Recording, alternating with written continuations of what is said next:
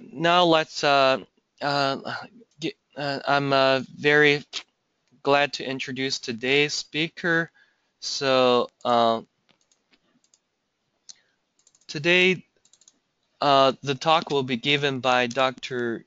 Jia Li, and Jia Li is a research associate at the Center for Transportation Research, the University of Texas at Austin. He received a PhD degree in transportation from the University of California at Davis. His research interests mainly cover traffic flow theory, traffic control and operations, and intelligent transportation systems. And today, his presentation topic is bonding tandem queuing system performance with variational theory. And I would like to ask, can you see the shared screen about the presentation slides? So now the format is like he's gonna talk and I'm gonna help him to flip the slides on my desktop. So I just want to make sure everyone sees it. Can the audience see my screen right now? Yes, we can. Okay, that's great. So, all right. Without further ado, I'm gonna give the micro to Jia Li, and welcome, Jia Li. Thank you. So sorry for the delay. There is something wrong with my computer. Today my talk is on the queuing system analysis, and I'm going to present our paper last year on bonding the tandem queuing system performance with the variational theories. This paper is co-authored with my PhD advisor, Professor Michael Zhang from UC Davis. So now go to page 2. Yes. So as we know that queuing is a common and a very fundamental phenomenon in transportation systems, and it has been long studied since there is the subject of transportation engineering. And the two observations are that first, we have a lot of the mathematical and the numerical models to capture the queuing behavior at different level of details, which includes from the static model, like the delay function, to the dynamic model, the queuing model, the kinematic wave model, and the microscopic simulation models. And there exists lots of the commercial simulation package for us to get quantitative characterization of the transportation system performance, such as the travel time, queue length, capacity, etc. So on the one hand, we have very powerful and versatile tools to capture the queuing characters. But on the other hand, we seem to have limited understanding on the analytical characters of queuing systems, especially when there are multiple bottlenecks and they have certain interactions. And for example, the performance bound of a queuing system when we know the input and the capacity of the system, and also how the uncertainty propagates in the system and the resulted stability of the whole system. These are the characters that are not directly relevant to the real-world engineering application, but they are very important for us to have a thorough understanding of the system behaviors. And now there exist two major tools and theories to gain insight into the analytical behavior of a queuing system. One is the classical queuing theory, which mainly assume there is the stationary random distributions for the arrival and the service patterns, so that we can derive the queue length from such structures.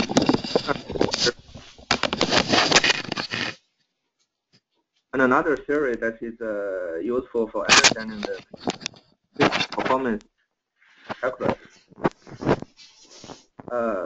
which primarily gives the performance system when assuming certain burstness constraints. Let's go to next page. So this talk, I'm intended to provide some understanding of a general Cohen system from the perspective of variational principles. And talk of the organization is as follows. First, I will introduce the Vickers punctual model and the complications due to the non-smoothness in the formulation. Then I will introduce the generalized Cohen model and its variational solution. And then is the tandem Cohen system analysis, in which I will provide some insight on the property of such systems. And then is the example and the remarks. Let's go to page 4.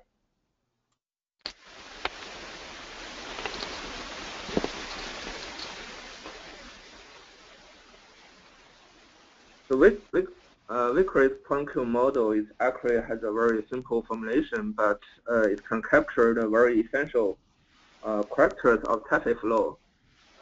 As we know that from what we observe on the real data, the traffic flow usually follow equilibrium relation in the traffic volume and the traffic density.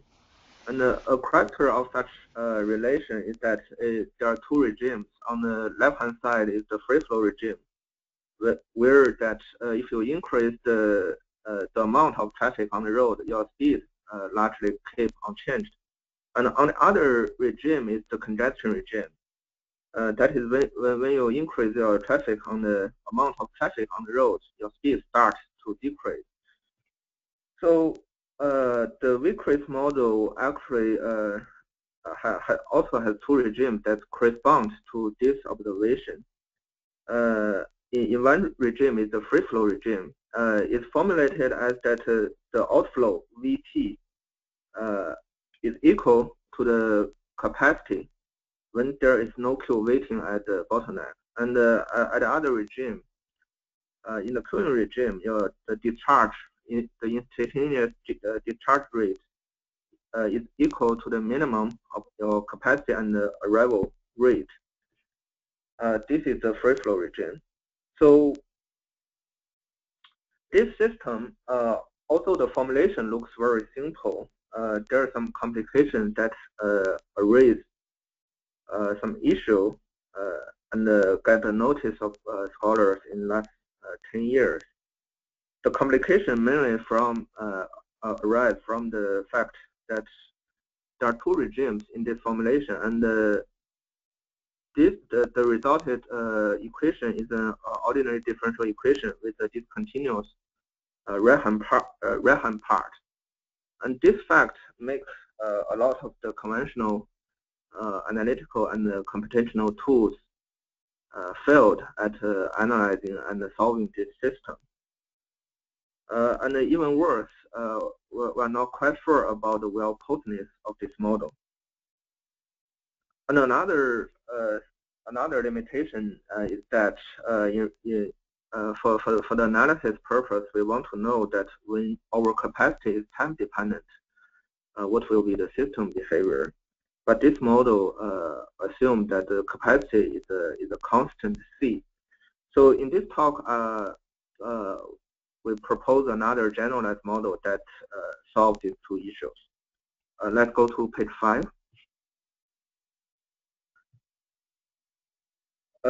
So here is an illustrative example showing what the smoothness will cause from this model.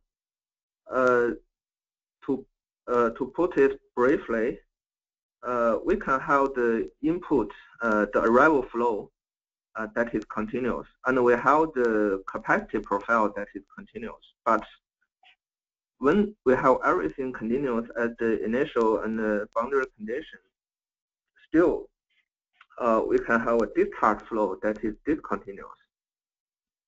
And in this example, we have the capacity that is a constant, and the ut is actually a decreasing function from time 0 to time 2. It's linear. So from the start, there is a Q in the system because your arrival flow is larger than your capacity. And at some point at time 0.5, your arrival flow rate is equal to the capacity, but in your system there is still a Q because there are some remaining vehicles that hasn't been discharged. And at time 1, the arrival rate is actually 1, but at this moment the system has evacuated all the Qs in the system. So in this case, the system can transit from the queuing regime to the free flow regime, and by the definition of the model, our outflow suddenly drops from the capacity to the arrival flow, which is equal to 1. So there is a jump in the discharging flow where the deviation is 0.5. So let's go to next page. So one may ask, what's wrong with this deviation? It seems there is nothing critical, but the problem is that actually from the example we construct in the last page, we can see that the delta V, the jump, is actually can be arbitrarily large. And also we do not know that when the jump will happen. So these two facts imply that numerical area of finite difference approximations will be unbounded. Actually, in this figure, the thick lines represent some analytical solution that we want to approximate. And if we construct any polynomial approximation at time t, we will see that the approximation error can be arbitrarily large. So this is a very undesirable. And actually, in the simulation context, people about 10 years ago had noticed that this model will cause the issue of negative flow. So let's go to next page 7.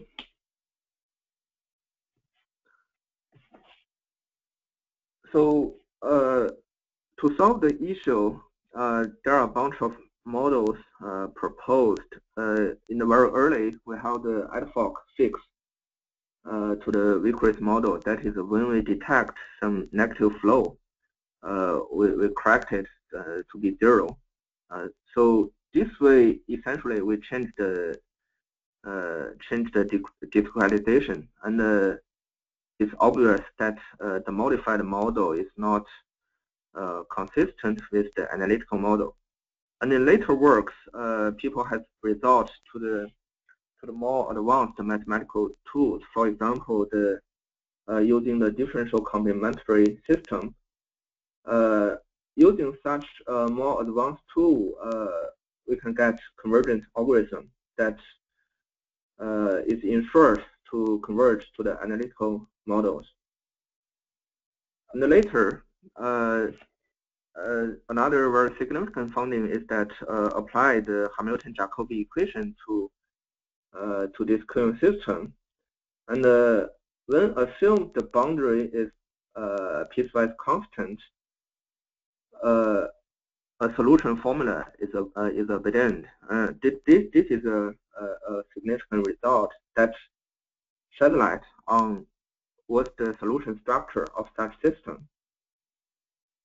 And also in the discrete time, from using the induction approach, this similar formula can be derived, but with a relaxed boundary condition. Let's go to page 8. So with this many approach to fix and extend or reformulate the model, we should be satisfied with with its model. Since we have convergent algorithm, we have the solution formula and the very general conditions. So, and our motivation to look further into this model is that we feel that there lacks physical explanation to the variational principle that is exhibited in the solution model.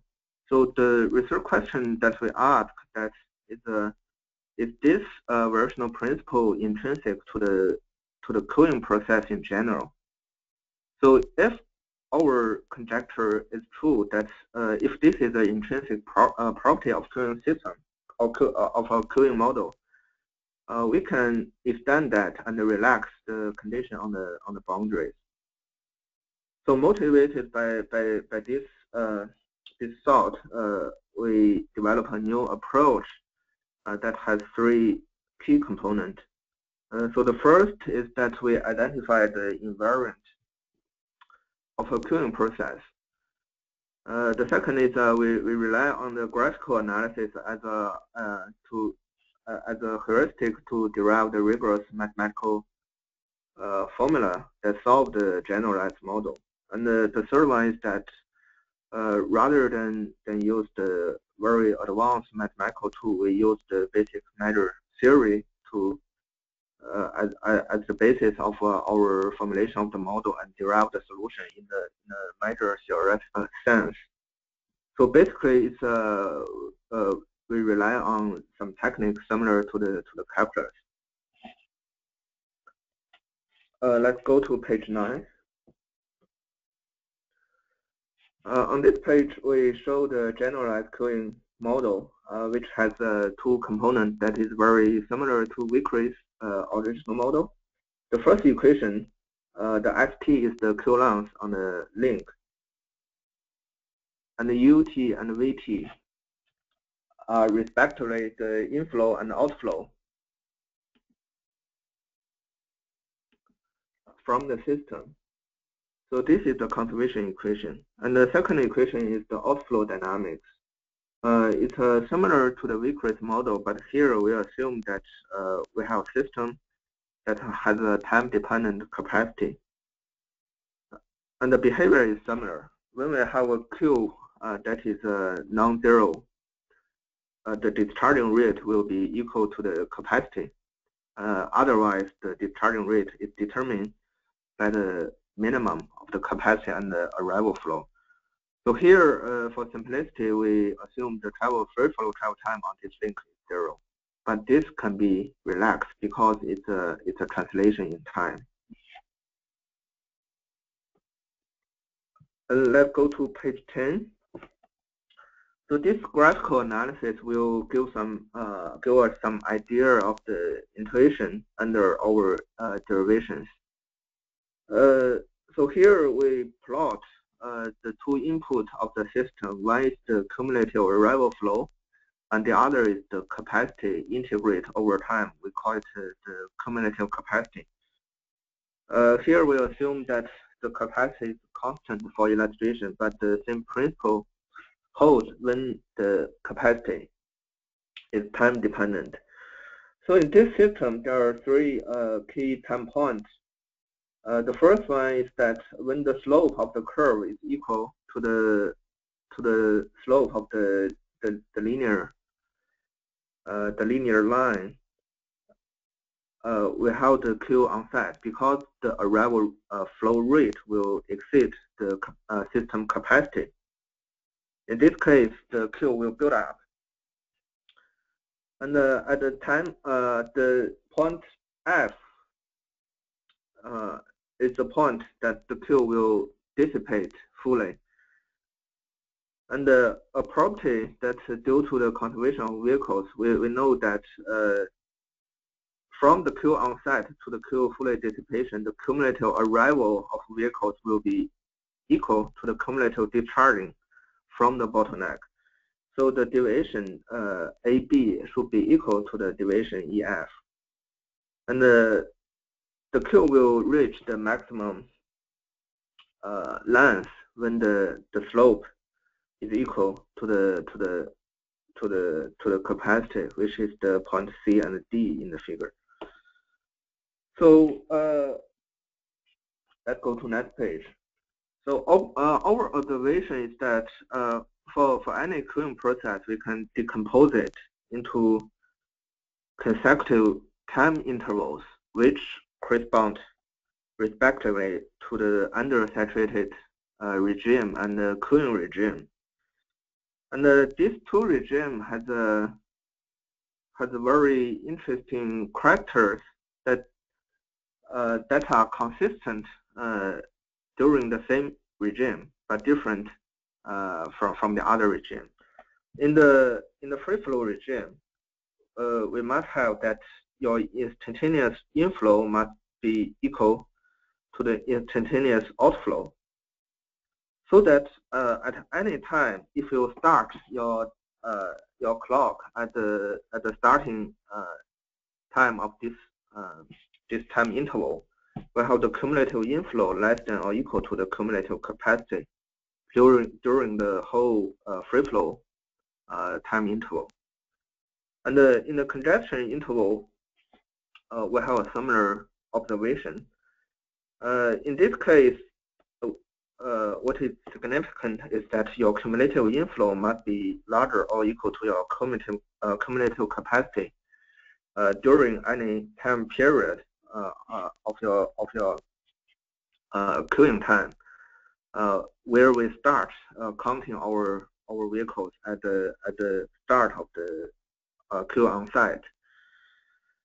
So this relation, the beauty of this relation is that first, the function form of the input are not relevant. That is this is a universal relation that regardless what the capacity function and the arrival function that we have. And another property is that these relations are irrelevant of the evolution detail of the Cohen system. That is, we do not need to know the intermediate state of the queue to have this relation, but this relation hold at any time that we look into the system. So let's go to next page. So this motivates us to define a quantity called demand surplus, which is actually the integration of the your inflow rate minus the capacity. These are the two system parameters we have. And the beauty property of this is that we can translate our observation into the property of the demand surplus, which lead to the lemma 1 and the lemma 2. For the lemma 1, that is we have the demand surplus to be 0 on every interval that we have the an entire queuing or free flow. The lemma 2 is that this demand surplus actually is a monotone function, and the infimum of this demand surplus can be expressed as our system input. And also we note that the first equation in the red rectangle, that our Q length can be decomposed as an integration which has two major parts. One is the U minus C, and the other is the C minus V. So the first part is actually our demand supply. So let's go to next page. So using the property that the two lemmas that we show in the last page, we can actually simplify the representation of the solution. And it turns out when we do not impose any constraint on the arrival and the constant and the capacity function forms, we have a very general characterization of this system. That is, we have an analytical formula to describe the Q-length of the system, which consists of two parts, and as a functional of the demand supply. The first part is the demand supply itself, and the second part is the infimum of the demand supply. So this is a very, very nice formula that has a simple form, and this simple form motivates us to think about whether this can be applied to a system and derive similar properties. So on page 14 is a graphical interpretation of the of our solution to the generalized model. This solution formula actually says that when we are given the capacity and the arrival flow rate of the system, first we can construct a curve that is called H. And then the dashed line in this figure represents the infimum of H, and the Q-length is nothing else but the division of these two curves.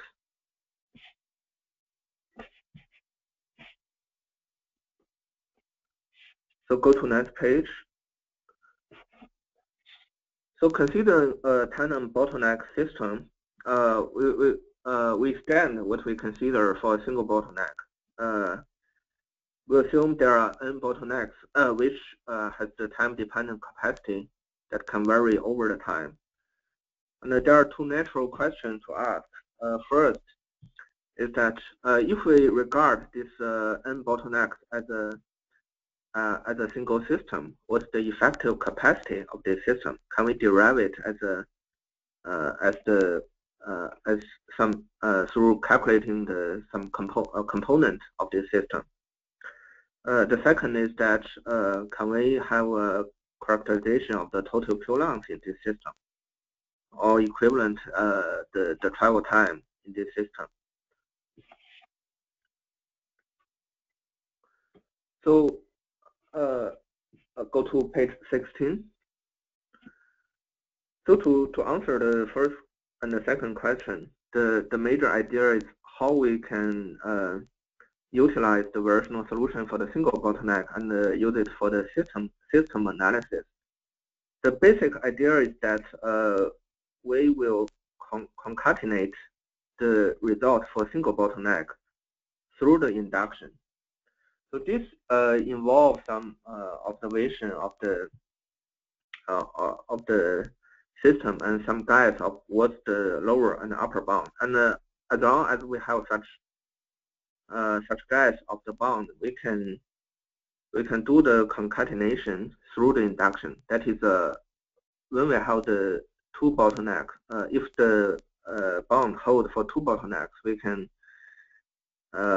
do the induction and extend it to 3 bottleneck and 4 bottleneck. But the requirement here is that we should have a similar and a consistent structure of the upper and lower bound when we do the induction. Otherwise, we cannot guarantee that this bound will hold in general. So theorem 2 shows our major result on this question. It says that the total Q-length in this system is lower bounded by some function where the demand supply is determined by the minimum of all the bottlenecks. And the upper bound has a similar structure where the demand supply is determined by the last bottleneck in the system.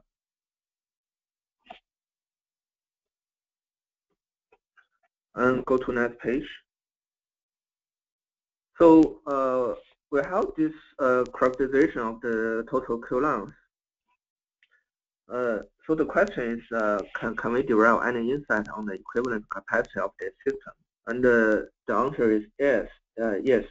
And the major idea is that if we can prove the monotonicity of the mapping from the individual bottlenecks to the total Q length, and using the theorem tool, then we can get the effective capacity of the system because we know that the upper and the lower bound has some nice formula that is similar to the total Q length of a single system. So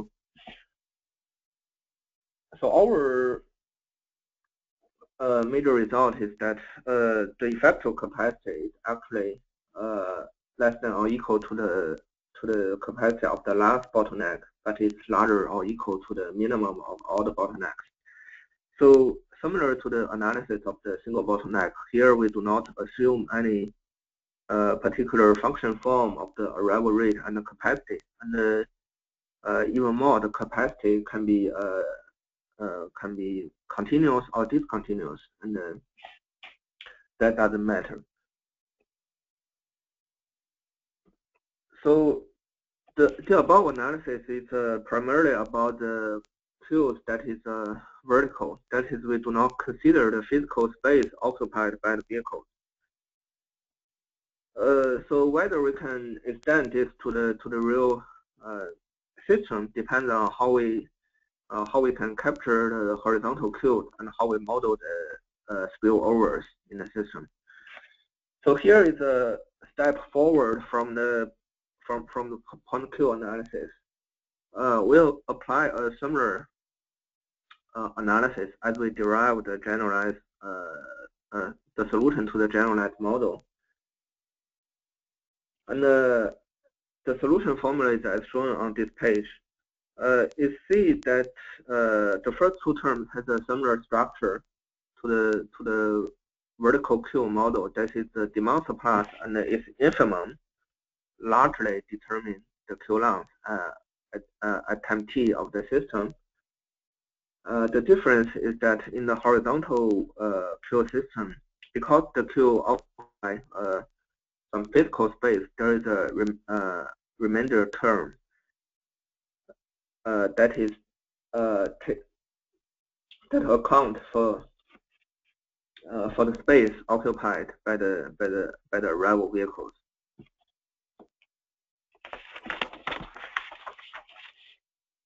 Let's go to next page.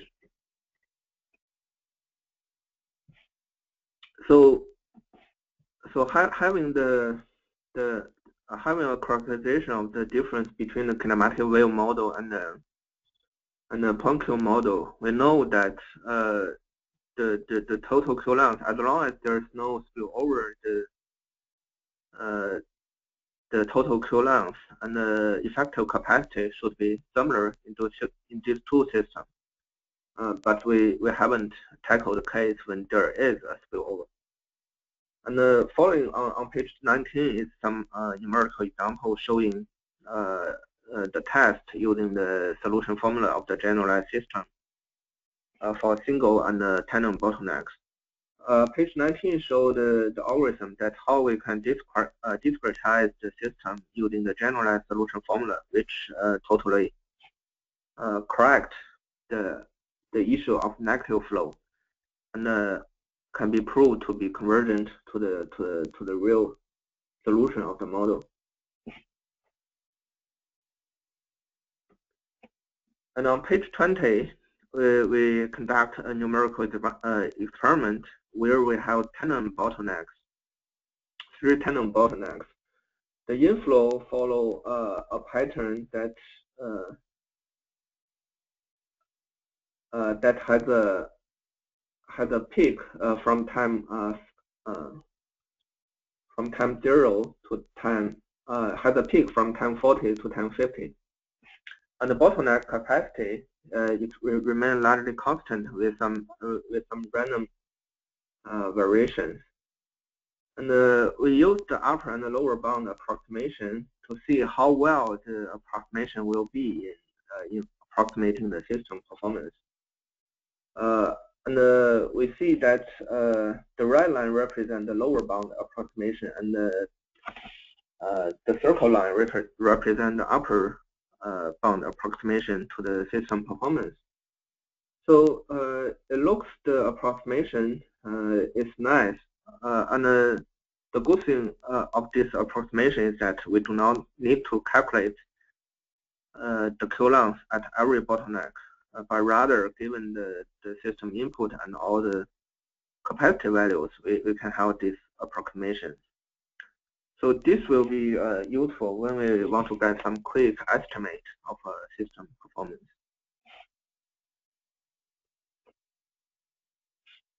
So as a conclusion, in this paper, we look into the performance bound and the effective capacity for tandem Cohen systems. And we have the upper and the lower bound, and to understand how different bottlenecks in the system influence the system performance. And one contribution is that we leverage the variational solution to the generalized model, and this the particular feature of the solution allow us to extend the results from a single bottleneck to tandem bottleneck. And this we think is very nice to for further analysis of Cohen system performance. So some further consideration that we're pursuing is that to capture the spillover resulted from the horizontal queues, and when there is the coupling of the capacity from downstream queues and from upstream queues, can we still have a nice characterization of the Cohen system performance? And another consideration is that, as I mentioned at the beginning, the network calculus is a major tool in giving the performance of a Cohen system. And but it's developed based on another thought, which rely on a different type of algebra. So another consideration is whether we can combine these tools and get a better estimate of the system. So the last page, this is pretty much all the I will present today. And if you have any questions, please let me know. Thank you.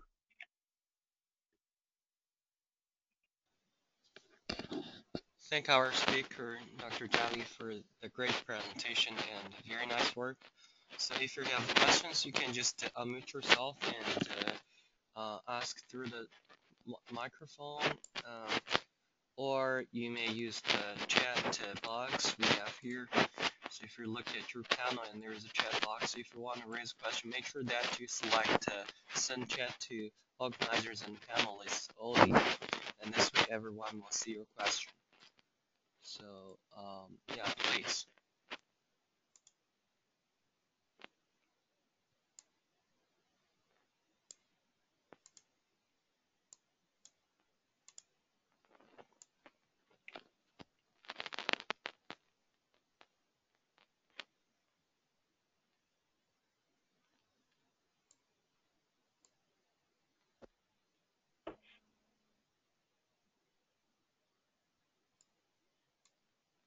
So while others are composing their questions, and I'd like to start one so that people have time to have better ones. So Ja, and looks like you consider the time-dependent capacity, which is a really great contribution in this literature, and also of course tandem bottlenecks. So for regarding the time-dependent capacity, so right now looks like you don't consider the impact of traffic flow to the capacity. So you mentioned that some capacity drop.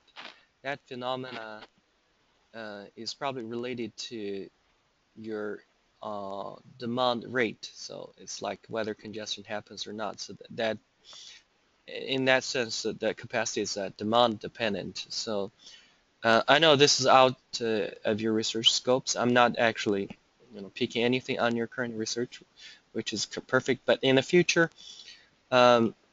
do you think is there a easier way? Is there a simple way to look into how to incorporate demand-dependent capacity into your current framework? I think it's possible, although I don't think it will be very simple. The key change to the current model will be that the capacity will be a function of the upstream coulomb or the arrival rate. So this will cause some coupling in the formulation, and whether or not this coupling can be expressed in a simple way is a question. But in principle, I think the two inequality that I present, which is the basis for the variational formulation, still hold. It's a matter of how useful the result will be, and which depends on whether we can get a real simple simplification of the model. Great. So let's assume that we just have two states, congestion and free flow, and you just have two binary capacities switch. And if that's the case, and even let's say we ignore the time dependent issue, and you just consider the congested capacity versus uncongested capacity, would that be easy to handle? Or I've never thought about it. So your question is that we do not consider the time dependency of the capacity, Yes. but consider capacity drop, or? Yeah, just to consider the capacity drop. I think in that case, it will be simpler to address, because I think the real challenge is that when your capacity is a function of your coulomb, either upstream or downstream coulomb, the problem will be complicated. But if the capacity there is a capacity change that doesn't depend only on the Q regime, but not the actual coulomb, I think the same formula, the similar formula can be derived for the situation.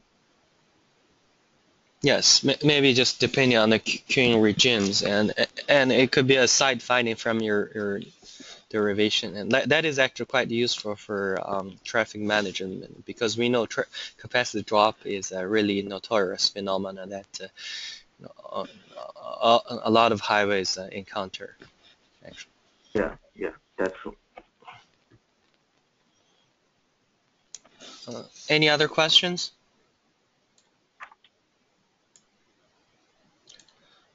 Okay, if not, we thank our speaker for his contribution, and next week, Dr. Yang Hai will make a presentation on Friday morning, 8:30 DC time, and you're all welcome to join us. Finally, thank all of you for attending this seminar, and see you next week. Thank you, Xiaopeng, and the audience. All right, thank you, Jai. Bye-bye. Yeah, thank you. Bye.